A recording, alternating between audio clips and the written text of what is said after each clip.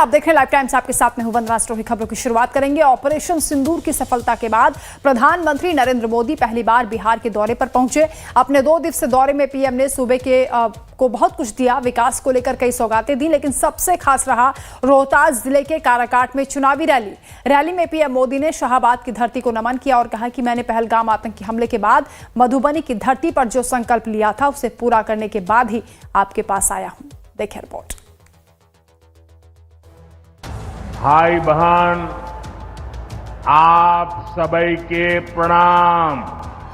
अपने इसी उद्बोधन के साथ प्रधानमंत्री नरेंद्र मोदी ने काराकाट की विशाल चुनावी सभा को संबोधित किया और कहा कि सासाराम में तो राम समाहित हैं। नया भारत भगवान राम के पद चिन्हों पर चल रहा है। धन्यवाद साथियों, सासाराम की इस धरती के तो नाम में भी राम है। सासाराम के लोग जानते हैं भगवान राम और उनके कुल की रीति क्या थी। प्राण जाए पर वचन न जाई, यानी जो वचन एक बार दे दिया वो पूरा होकर के ही रहता है। पहलगाम आतंकी हमले के बाद जिस बिहार की धरती से पीएम मोदी ने आतंक के खिलाफ हुंकार भरी थी, या यूं कहें कि आतंक और आतंकी को मिट्टी में मिला देने का संकल्प लिया था, जब वो सिद्धि में बदल गया तो उसका जिक्र पीएम मोदी ने बिहार के दौरे पर किया। काराकाट की चुनावी रैली में पीएम मोदी ने ऑपरेशन सिंदूर सहित अपने संकल्प का जिक्र कुछ इस तरह किया। अभी पहलगाम में जम्मू कश्मीर में आतंकी हमला हुआ था। हमारे कितने निर्दोष नागरिक मारे गए। इस जघन्य आतंकी हमले के बाद एक दिन के बाद मैं बिहार आया था और मैंने बिहार की धरती से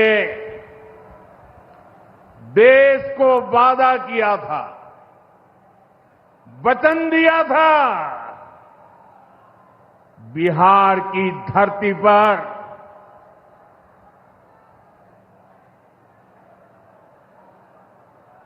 आंख में आंख मिलाकर हमने कह दिया था,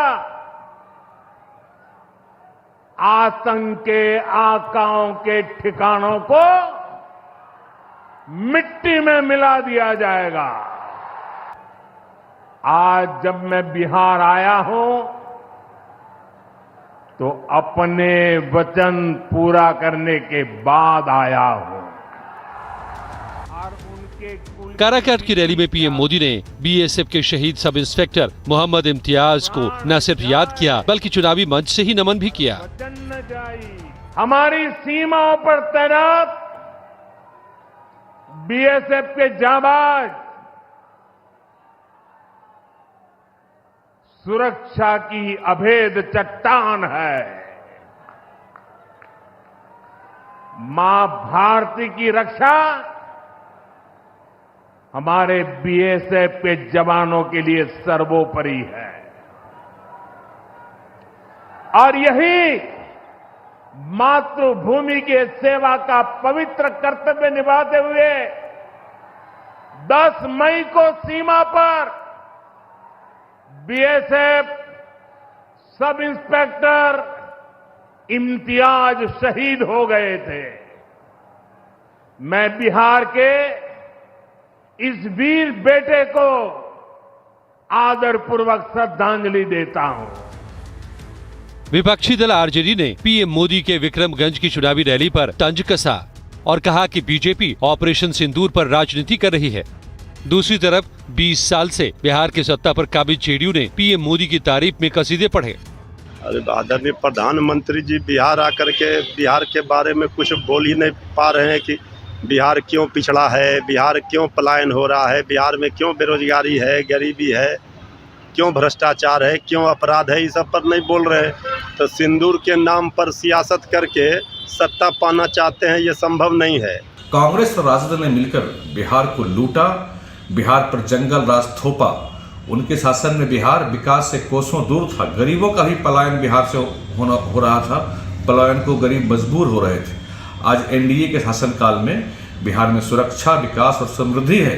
महिलाएं सुरक्षित हैं। बुनियादी ढांचा विकसित राज्यों जैसा हो चुका है। विपक्ष के नेताओं को फ्रस्ट्रेट नहीं होना है, फ्रस्ट्रेशन में नहीं होना है, आना है। देश विजयी हो रहा है और केंद्र बिहार पर मेहरबान हो रहा है। यहाँ विकास की नई गाथा लिखी जा रही है। जब संकल्प पूरा होता है तो उसकी खुशी चेहरे पर साफ दिखाई देता है। विक्रमगंज की चुनावी रैली में पीएम मोदी के चेहरे पर यही संतोष दिखा। ऐसे में भला मां भारती के सपूत और बिहार के बेटे को पीएम मोदी कैसे भूल जाते, जिन्होंने ऑपरेशन सिंदूर की सफलता के लिए अपनी जान कुर्बान कर दी। लाइव टाइम्स के लिए सासाराम से मृणाल किशोर और पटना से सदन सिंह के साथ ब्यूरो रिपोर्ट। चुनावी वर्ष में पीएम मोदी ने बिहार के लिए अपना खजाना खोल दिया। 50वें दौर में 50,000 करोड़ की परियोजनाएं दी, जिनमें सबसे खास रहा नवीनगर में 19,000 करोड़ का पावर प्रोजेक्ट और पटना में 12,000 करोड़ से निर्मित अत्याधुनिक टर्मिनल, जिसे पीएम मोदी ने प्रदेशवासियों को समर्पित किया। वहीं विपक्ष ने इसे नाकाफी बताया और पूछा कि बिहार को विशेष राज्य का दर्जा कब मिलेगा। चुनावी साल हो और देश के प्रधानमंत्री नरेंद्र मोदी बिहार आए और वो भी 2 दिन के लिए, और फिर बिना कुछ दिए वापस लौट जाएं, ऐसा भला हो सकता है? देश के प्रधान सेवक ने अपने 50वें दौरे में सूबे बिहार को 50,000 करोड़ की परियोजनाएं समर्पित की हैं। एविएशन से एनर्जी तक बुनियादी ढांचे में बड़ा निवेश। शुक्रवार को सासाराम में पीएम मोदी ने 19,000 करोड़ की लागत वाली नवीनगर पावर प्लांट सहित अन्य परियोजनाओं का शिलान्यास और उद्घाटन किया। वहीं एक दिन पहले 12,000 करोड़ की लागत से तैयार पटना एयरपोर्ट पर नवनिर्मित टर्मिनल भी प्रदेशवासियों को समर्पित किया गया, जिसका जिक्र काराकाट की चुनावी रैली में भी की।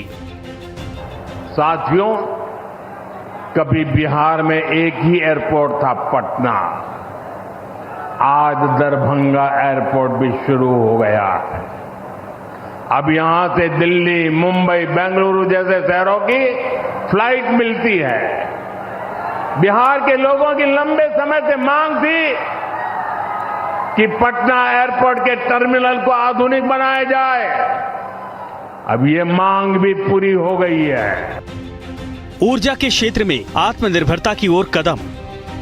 भोजपुरी भाषियों के गढ़ में पीएम मोदी ने शुक्रवार को रैली की, जनता से सीधे संवाद किया। लिहाजा शाहाबाद की धरती पर उन्होंने भोजपुरी में कहा कि भारत का सम्मान बा बिहार, भारत का स्वाभिमान बा बिहार, विकास की ओर अग्रसर बा बिहार। एक उदाहरण बा नवीनगर का पावर प्लांट।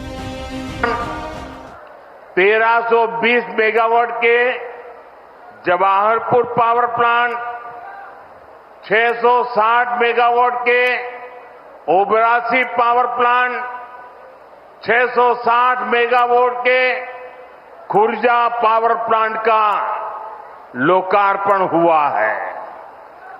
ये यूपी की ऊर्जा जरूरतों को पूरा करने के लिए बहुत बड़ा कदम है।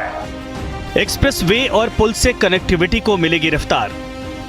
प्रधानमंत्री नरेंद्र मोदी ने काराकाट की चुनावी रैली में सीएम नीतीश कुमार की तारीफ की और कहा कि डबल इंजन सरकार में तेजी से काम हो रहा है। उन्होंने कहा कि बिहार में पलायन तभी रुकेगा जब रोजगार होगा और रोजगार के लिए उद्योग चाहिए, उद्योग के लिए निवेश चाहिए, निवेश के लिए परिवेश चाहिए, जो डबल इंजन सरकार मुहैया करवा रही है। बिहार के मुखिया नीतीश कुमार सहित डिप्टी सीएम सम्राट चौधरी ने भी पीएम मोदी के सुर में सुर मिलाया। नीतीश ने कहा कि 11 साल के कार्यकाल में आपने बिहार को बहुत कुछ दिया। वहीं डिप्टी सीएम सम्राट चौधरी ने दावा किया कि हम झोला लेकर दिल्ली जाते हैं और बोरा भरकर बिहार आते हैं। अब बिहार के विकास के लिए जो आदरणीय प्रधानमंत्री श्री नरेंद्र मोदी जी के द्वारा कितना बड़ा काम सब हो रहा। इस बार जो चुनाव हुआ तो उन्होंने तो जुलाई 25 के बजट में भी बिहार के विकास हेतु आर्थिक सहायता का घोषणा किया और इस बार फिर 2025 में बजट से बिहार में जो कुछ भी किया, मखाना बोर्ड, एयरपोर्ट की स्थापना, पश्चिमी कोसी नहर के लिए वित्तीय सहायता आदि की घोषणा की है। और उसके बाद एक बार और अभी हाल में उन्होंने किया है, हाल ही में तो केंद्र सरकार ने जाति आधारित जनगणना कराने का भी निर्णय लिया। इसके लिए मैं नमन करता हूं, अभिनंदन करता हूं। आदरणीय प्रधानमंत्री जी, बिहार आते रहिए और लगातार तोहफा, जिस तरह 50वीं बार आज बिहार आए हैं, इससे झलकता है कि बिहार का स्नेह प्यार आपके दिल में किस तरह है। इसलिए आज तो मैं इतना ही कहूंगा कि देश के यशस्वी प्रधानमंत्री जी का स्वागत है इस बिहार की धरती पर।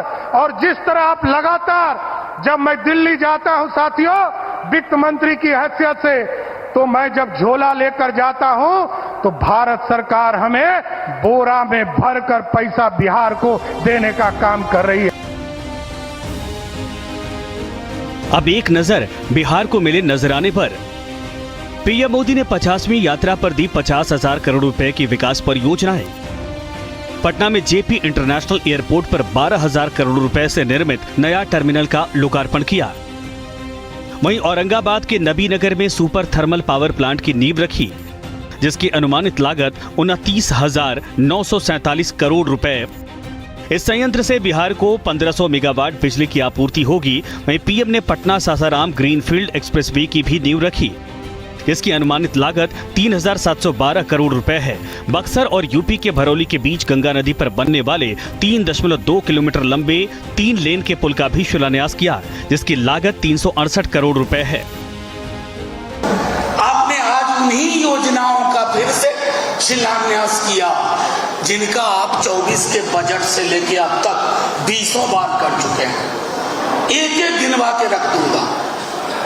ये प्रधानमंत्री जैसे पद को शोभा नहीं देता। हमने प्रधानमंत्री जी से विशेष आग्रह किया था कि बिहार श्रम आपूर्ति का राज्य नहीं बना रहना चाहता। पूंजी गुजरात में, पूंजी का संकेंद्रण गुजरात में, और बिहार श्रमिक स्पेशल ट्रेन से श्रमिकों के खून पसीने की सप्लाई करे, ये नहीं कहा। बहरहाल आरोप प्रत्यारोप से इतर बात करें तो विकास परियोजनाओं की तो डबल इंजन सरकार में काम हो ही रहा है, लेकिन रफ्तार से सुस्त है और जनता पस्त है। लाइव टाइम्स के लिए सासाराम से मृणाल किशोर और पटना से सदन सिंह के साथ ब्यूरो रिपोर्ट।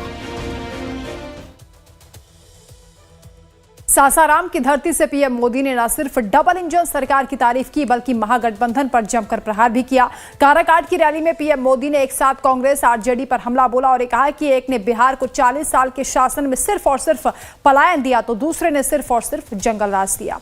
वहीं महागठबंधन ने भी पलटवार किया। दिखाते हैं रिपोर्ट। हमारे माननीय प्रधानमंत्री जी अपने रथ पर सवार होकर धीरे धीरे मुख्य मंच की ओर बढ़ रहे हैं। जो कभी एनडीए का गढ़ हुआ करता था, वहां वर्तमान में महागठबंधन का बोलबाला है। हम बात कर रहे हैं मगध और शाहाबाद की। 2020 के विधानसभा चुनाव और 2024 के लोकसभा चुनाव में महागठबंधन ने अपनी बढ़त कायम रखी। इसी बढ़त को चुनौती देने के लिए पीएम मोदी ने सासाराम की धरती को चुना और शुक्रवार को काराकाट में विशाल चुनावी जनसभा में महागठबंधन के दोनों पार्टनर कांग्रेस और आरजेडी पर बारी बारी से हमला किया। पीएम मोदी ने सबसे पहले चुनावी जनसभा में मौजूदा महिला मतदाताओं को लालू राबड़ी के शासनकाल की याद दिलाई और तथाकथित जंगल राज का जिक्र किया। इस दौरान पीएम मोदी काफी गुस्से में नजर आए। बिहार के आप लोगों को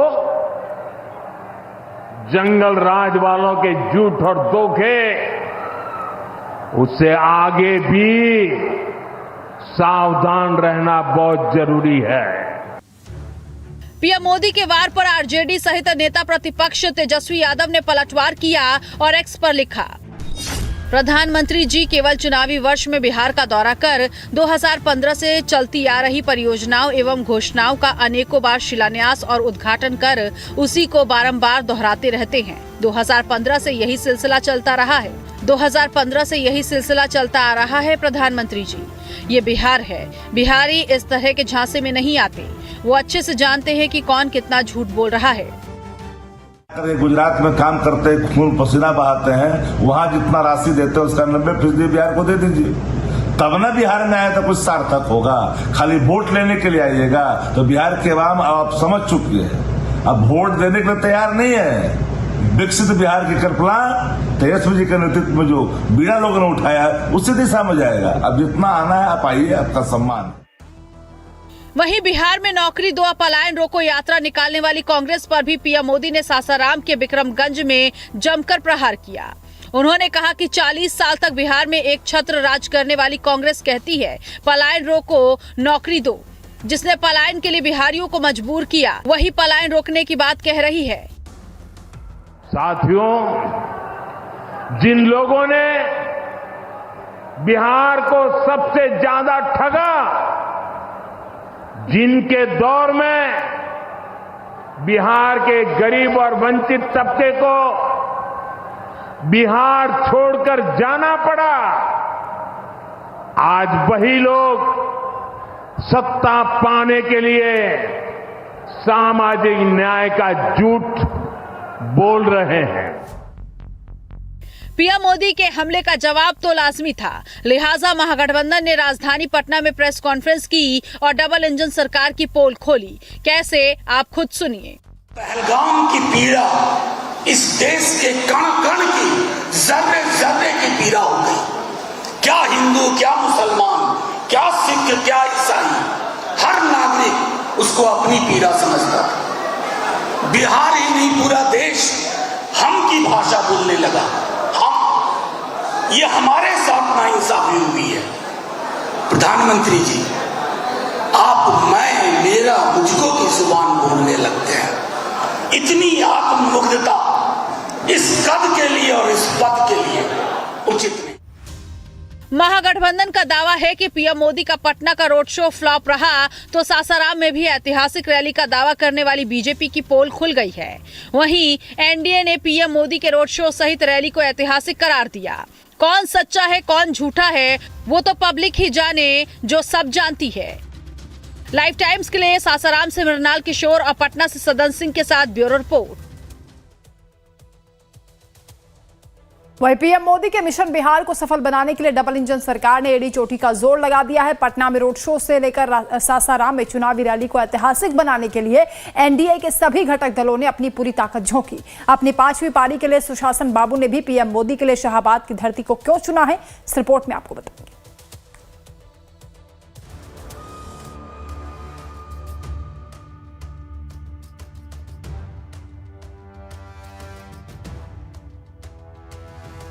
सासाराम के काराकाट की चुनावी रैली में पीएम मोदी और सीएम नीतीश कुमार की जुगलबंदी देखने लायक थी।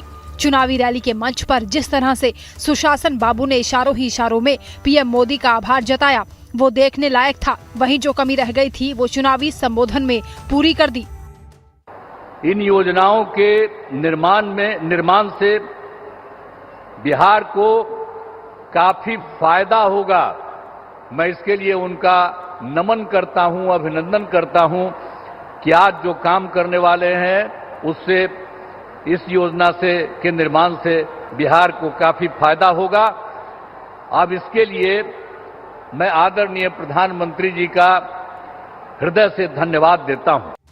जाहिर है चुनावी रैली थी, लिहाजा लालू राबड़ी शासनकाल को कोसे बगैर सीएम नीतीश कुमार का भाषण कहां पूरा होने वाला था। सो उन्होंने जंगल राज का जिक्र किया और महिलाओं के लिए किए जा रहे कामों का भी उल्लेख किया। पहले जो सरकारें थी उसका कोई काम था, आज कितनी बड़ी संख्या में महिलाएं सब दिख रही हैं। अब पहले कोई महिलाओं के लिए कोई काम किया था इसके पहले वाला? आज जैसे ही हम लोग सरकार में आए और तब से हम लोगों ने सबके लिए काम किया है। चचा के वार पर मुंह बोले भतीजे ने कोलकाता से ही कुछ यूं पलटवार किया। नेता प्रतिपक्ष तेजस्वी यादव ने एक्स पर लिखा, बिहार में 20 वर्षों की एनडीए सरकार द्वारा दिया हुआ रिकॉर्ड तोड़ बेरोजगारी, गरीबी और पलायन है। नीति आयोग के अनुसार शिक्षा, स्वास्थ्य और उद्योग क्षेत्र में बिहार सबसे फिसड्डी है।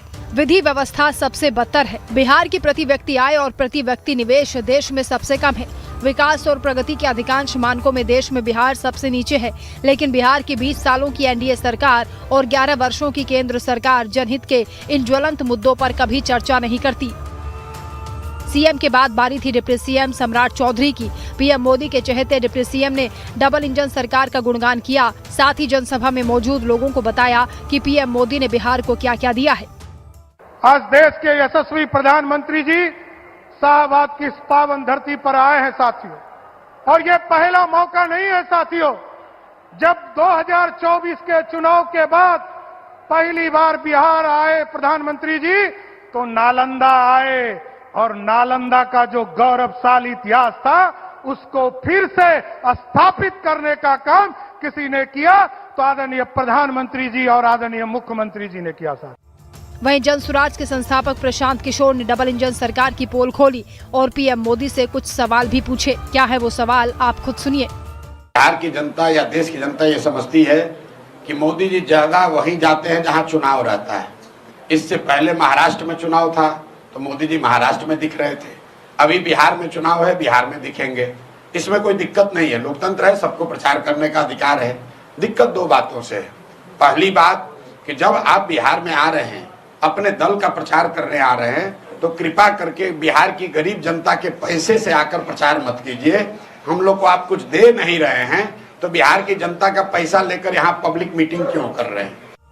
सत्ता पक्ष और विपक्ष के बाद पलटवार से चुनावी आहट की गूंज सुनाई देने लगी है। लाइफ टाइम्स के लिए सासाराम से मृणाल किशोर और पटना से सदन सिंह के साथ ब्यूरो रिपोर्ट। जहां महागठबंधन ने राजधानी पटना में प्रेस कॉन्फ्रेंस की, पीएम मोदी के बिहार दौरे पर निशाना साधा या यूं कहें कि तंज कसा, तो वहीं केंद्रीय मंत्री चिराग पासवान ने महागठबंधन पर पलटवार किया और कहा कि दलगत राजनीति से ऊपर उठकर विपक्ष सिर्फ पीएम के भाषण को ध्यान से सुने तो उन्होंने सिर्फ और सिर्फ विकास की ही बात कही, जो कि सच में बिहार में जमीन पर अब दिखाई दे रहा है।